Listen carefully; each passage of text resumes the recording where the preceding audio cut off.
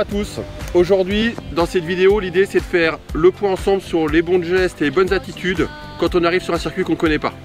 Aujourd'hui, on a la chance d'être sur le circuit de Bergerac et de remercier le club de Bergerac pour nous avoir laissé venir rouler et faire cette séance de roulage.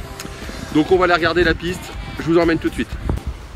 Donc nous voilà sur le terrain. Déjà ce qu'il faut regarder c'est quel est l'aspect de la piste d'une manière globale. À quoi ça ressemble? Est-ce qu'il y a de la poussière? Est-ce que c'est propre? Ici très clairement on a une piste qui est vraiment propre. Donc il y a deux choses que je fais. La première c'est j'hésite pas en fait à taper avec le pied.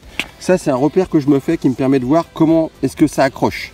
Et le deuxième, faut pas hésiter à bien mettre la main et à regarder si c'est chaud ou pas.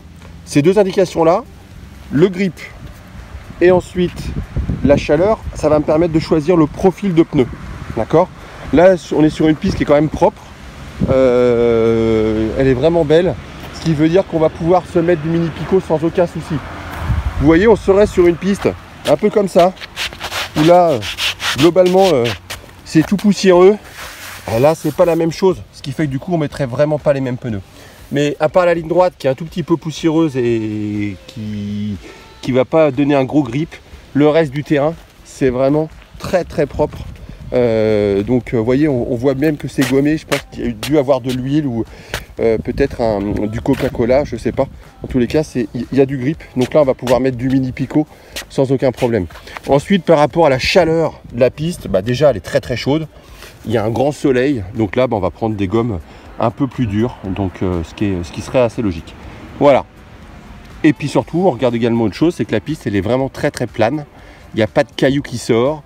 Il n'y a pas de crevasse ou quoi que ce soit, ce qui fait qu'on va pouvoir rouler avec très peu de carrossage, à la fois sur les prises de carrossage ou même sur l'angle de carrossage de base. Mais le reste, je reste sur mes setups de base.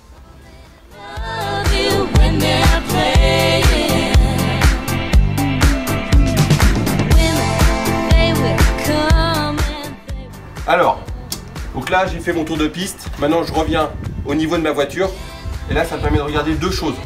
La chose hyper importante à toujours regarder, ça va être la hauteur de caisse. Donc là, la hauteur de caisse, j'hésite pas à prendre ma cale et à régler mes hauteurs de caisse. Donc là, par exemple, je suis à 27 mm derrière et je me mets devant au niveau de mon sauve-cerveau. Ici, je contrôle, je suis à 22 mm. Ça, c'est bon. Ensuite, j'ai vu qu'il y avait une piste très très plate. Du coup, ce que j'ai fait, j'ai pas hésité à mettre ma prise de carrossage au médium, je dirais au milieu, pour éviter d'avoir mes roues qui vont prendre trop d'angle, de façon à avoir une motricité maximale. Et puis j'ai choisi des pneus mini Pico, parce que ces pneus là, en fait, c'est vraiment bien ce qui va marcher sur ce genre de terrain là, avec une gomme médium aussi. Voilà, et je pars avec mon réglage de base. Et là maintenant, il n'y a plus qu'à se faire plaisir et à y aller.